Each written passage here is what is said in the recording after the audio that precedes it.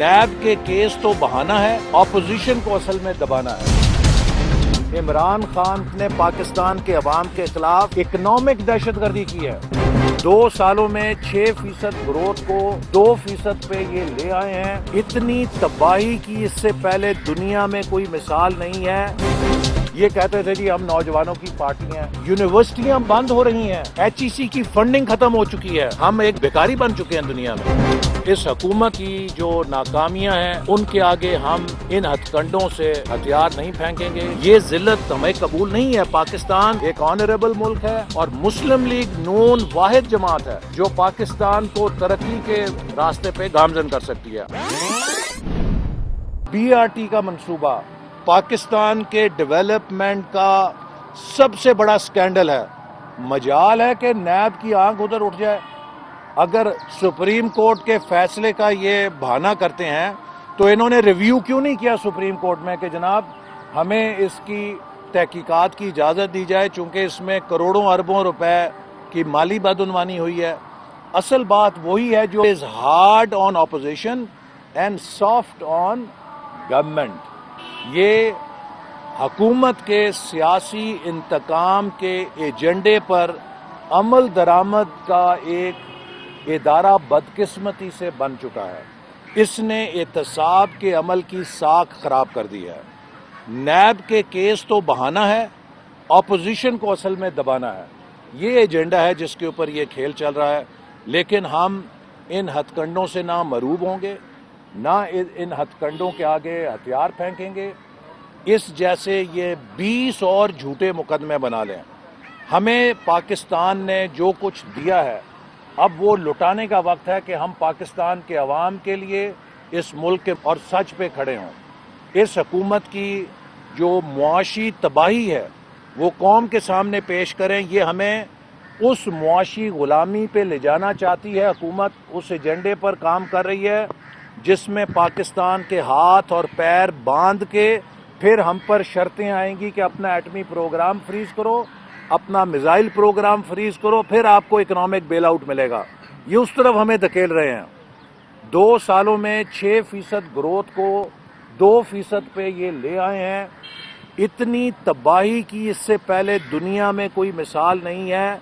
इमरान खान का economic hitman नहीं, एक इकोनॉमिक टेररिस्ट के तौर पे पाकिस्तान की तारीख में नाम लिखा जाएगा। इसने पाकिस्तान के अवाम के खिलाफ इकोनॉमिक दहशतगर्दी की है। आज आप देखिए महंगाई कहाँ है, बेरोजगारी कहाँ है, गुर्बत कहाँ है, मुल्क की मईशत कहाँ है, सनत किधर है, ज़राअत किधर है। यूनिवर्सिटियां बंद हो रही हैं, HEC की फंडिंग खत्म हो चुकी है। हमने HEC की फंडिंग को दुगना किया था, इन्होंने 50% काट दिया है। आज हर पाकिस्तान की यूनिवर्सिटी बदतरीन माली बहरान से दोचार है। ये कहते थे जी हम नौजवानों की पार्टी हैं।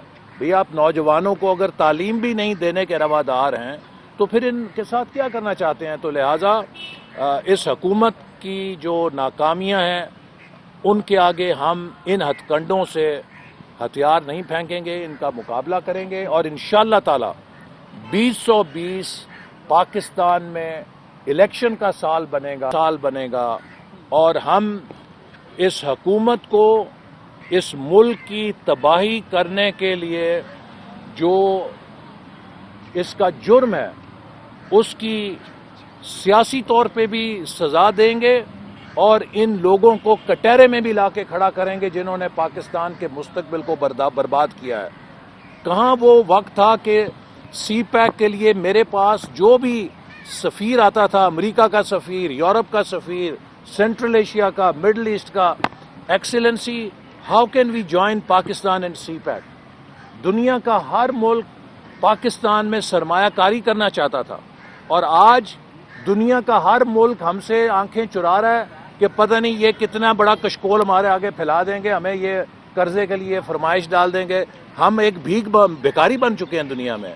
ये जिल्लत हमें कबूल नहीं है। पाकिस्तान एक ऑनरेबल मुल्क है और हम इंशाअल्लाह ताला इसको दोबारा पैरों पे खड़ा करेंगे और मुस्लिम लीग नून वाहिद जमात है जो पाकिस्तान को तरक्की के रास्ते पे गामजन कर सकती है। आखिर में मैं ज़रूर कहना चाहूँगा اس بات کو کہ ہم نے پہلے بھی کہا تھا، قومی اسمبلی سے قرارداد پاس کی تھی کہ کشمیر کے اندر جو ظلم ہو رہا ہے اس کے اوپر اسلامی سربراہی کانفرنس منعقد کی جائے۔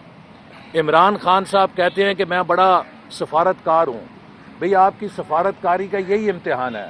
قومی اسمبلی نے مطالبہ کیا ہے کہ کشمیر کے اوپر اسلامی سربراہی کانفرنس کا اجلاس فوراً بلایا جائے۔ اب ہندوستان کے اندر مسلمانوں کے خلاف دہلی میں بدترین فسادات ہوئے ہیں۔ یہ پاکستان کا فرض ہے کہ وہ اسلامی دنیا کو مسلمانوں کے خلاف کیے جانے والے ان جرائم کے لیے موبلائز کرے اور بھارت پہ سفارتی دباؤ ڈالے کہ وہ مسلمانوں کی نسل کشی کی پالیسی کو ترک کرے، وہ کشمیر سے کرفیو اٹھائے، وہ کشمیر سے انفارمیشن بلیک آؤٹ ختم کرے۔ میں حکومت سے مطالبہ کرتا ہوں کہ وہ فوری طور پہ اسلامی سربراہی کانفرنس کا اجلاس بلائیں اور کشمیر کے اور ہندوستان کے مسلمانوں کے اوپر جو مظالم ڈھائے جا رہے ہیں اس کے اوپر OIC کی سطح کے اوپر ایک بھرپور موقف سے بھارت پہ سفارتی دباؤ ڈالنے کے لیے کارروائی کریں۔ اور ڈاکٹر صاحب یہ بتائیں کہ میاں نواز شریف صاحب کا ابھی تک جو سرجری ہے وہ نہیں ہو سکی، مریم نواز کے حوالے سے نواز شریف صاحب وزیر کہ پہلے وہ آئیں گی تو ہوگی، تو اس مسئلے کا حل کیا ہے؟ جی دیکھیے، کیا دیکھتے ہیں آپ؟ مجھے افسوس سے کہنا پڑتا ہے کہ یہ حکومت بیماریوں کے اوپر سیاست کر رہی ہے۔ نواز شریف صاحب بیرون ملک مسلم لیگ نون کے میڈیکل ونگ کے ڈاکٹروں کی رپورٹوں پر نہیں گئے۔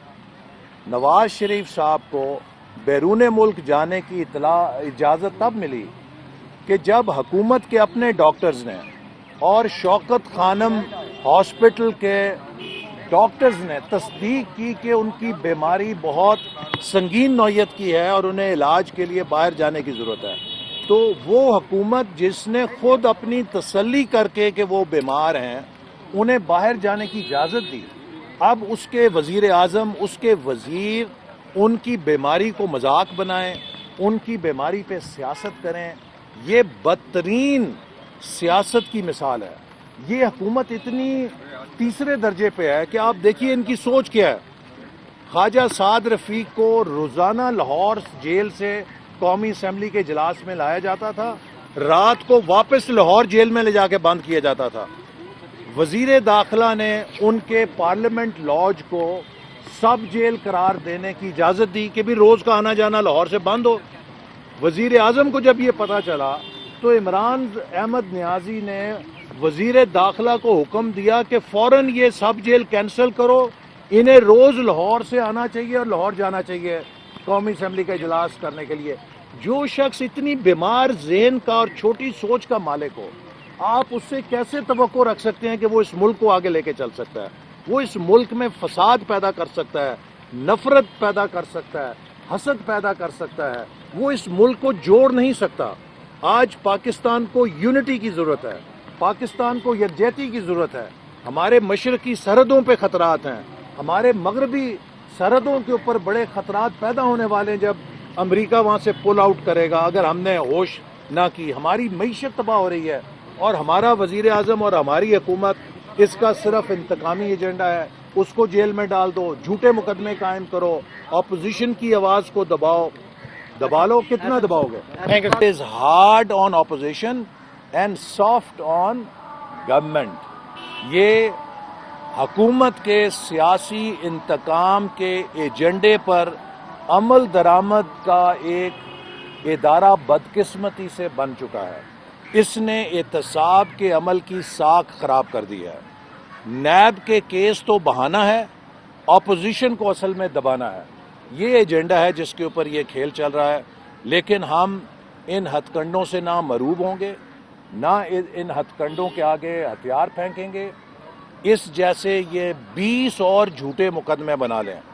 ہمیں پاکستان نے جو کچھ دیا ہے اب وہ لٹانے کا وقت ہے کہ ہم پاکستان کے عوام کے لیے اس ملک کے اور سچ پہ کھڑے ہوں۔ اس حکومت کی جو معاشی تباہی ہے وہ قوم کے سامنے پیش کریں۔ یہ ہمیں اس معاشی غلامی پہ لے جانا چاہتی ہے حکومت، اس ایجنڈے پر کام کر رہی ہے جس میں پاکستان کے ہاتھ اور پیر باندھ کے پھر ہم پر شرطیں آئیں گی کہ اپنا ایٹمی پروگرام فریز کرو اپنا میزائل پروگرام فریز کرو، پھر آپ کو اکنامک بیل آؤٹ ملے گا.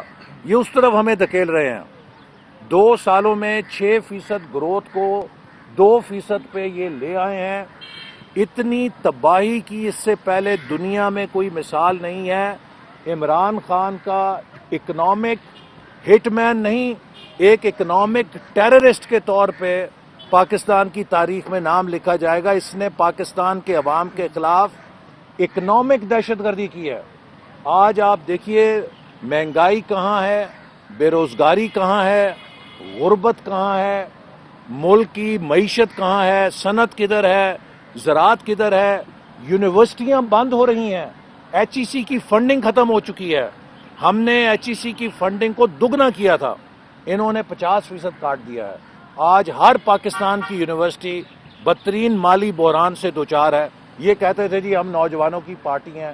بھئی آپ نوجوانوں کو اگر تعلیم بھی نہیں دینے کے روادار ہیں تو پھر ان کے ساتھ کیا کرنا چاہتے ہیں؟ تو لہٰذا اس حکومت کی جو ناکامیاں ہیں ان کے آگے ہم ان ہتھ کنڈوں سے ہتھیار نہیں پھینکیں گے، ان کا مقابلہ کریں گے. اور انشاءاللہ تعالی 2020 پاکستان میں الیکشن کا سال بنے گا. نیب کرپشن کے الزامات لگا رہی ہے، آپ حکومت کو جی آگے میں تنقید آپ کا کو نشانہ بناتے ہیں. میرے بھائی آپ یہ بتائیں پہلی کہ بات انکوائری کے دوران آپ سے کیا سوالات جی پوچھے پہلی گئے؟ بات میں آپ کو واضح کر دوں، میری پہلی پیشی کے اوپر نیب نے اس بات کا اعتراف کیا تھا جج کے سامنے کہ میرے اوپر کوئی مالی بدعنوانی کا الزام نہیں ہے. میرے اوپر الزام یہ ہے کہ میں نے نارووال سپورٹ سٹی کو بنانے کے لیے اپنے اختیارات کا استعمال کیا. نارووال پاکستان کا حصہ ہے. نارووال نہ اسرائیل میں ہے نہ بھارت میں ہے. اگر نارووال کی ترقی میں کوئی کردار ادا کرنا میرا جرم ہے تو مجھے اس جرم پہ فخر ہے. تھینک یو سر، بہت شکریہ.